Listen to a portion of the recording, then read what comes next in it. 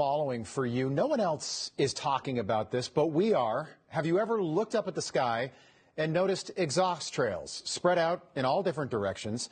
The media want the public to believe that this is all made up, that weather engineering, or chemtrails, as they are commonly called, are just some conspiracy theory, to the point where when you Google this, the very first thing that appears is a Wikipedia page titled Chemtrail Conspiracy Theory.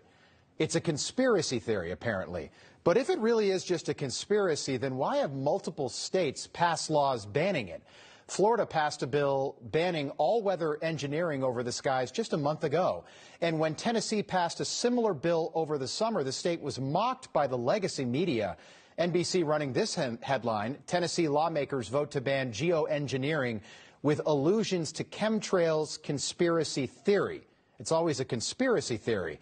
So many people have noticed these mysterious lines in the sky, but very few people are talking about the possibility that our own government is doing this, that they are poisoning the air that we breathe every day without our consent, all in the name of climate change, preventing global warming to reflect the sun's rays back into space. Cancer-causing chemicals in some cases, including aluminum and bromium, and other chemicals sprayed into the upper stratosphere to manipulate weather.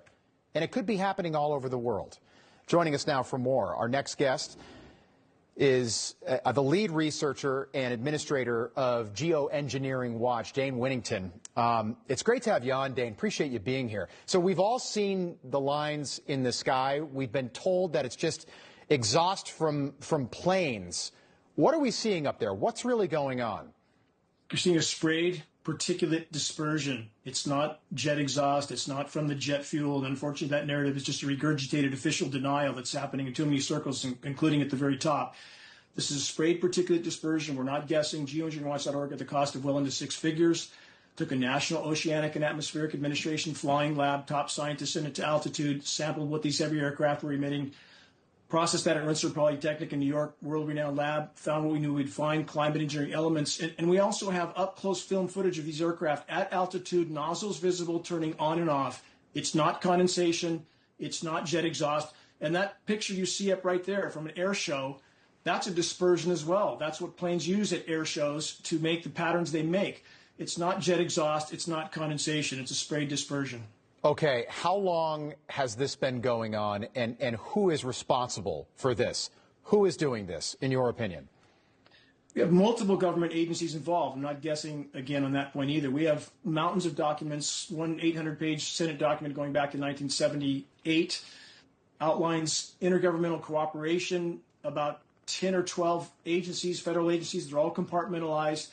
But ultimately, all roads lead back to those who print the money. They control militaries, they control elected officials in too many cases. But the bottom line is, this is truly an elephant in the sky that people can't decipher, that something is obviously going on. And we have the entire global climate science community describing exactly what we see in our skies that they want to do, to put jet aircraft in the sky to spray light scattering particles.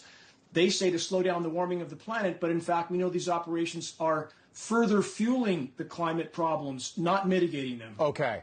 According to the EPA website we checked today, the federal government is not aware of there ever being a contrail intentionally formed over the United States for the purpose of geoengineering or weather modification. Do you agree with that? Yeah, that is absolutely mind-numbing denial, deception, and why would we expect otherwise? In this document I just described a moment ago, 1978, your listeners can look at this at geoengineeringwatch.org. That is our site. We're the largest site in the world in this subject, non-political. In that document, it describes intergovernmental cooperation again, and it describes total blanket legal immunity for anyone and everyone involved. They're never going to admit to this issue. And again, we have, going back to 1963, we have... Wait, why aren't they going to admit to this issue? Why wouldn't they admit to this issue? Because the liability issues are completely incalculable. You're talking about highly toxic particles raining down through the air column with a known endless list of degenerative diseases, neurological. Okay. Well, why is the media, we can all see these lines from time to time in the sky, and they just look bizarre. Why is the media, why are politicians so hesitant to talk about this? I don't get that. Well, my thanks to Newsmax for your willingness to cover this issue, and that's what sets you apart. So I've had interview requests from New York Times, BBC, USA Today, National Geographic. None of those interviews reach fruition because they got a boot put over their neck because they're not allowed to cover this issue. So thank you for covering it.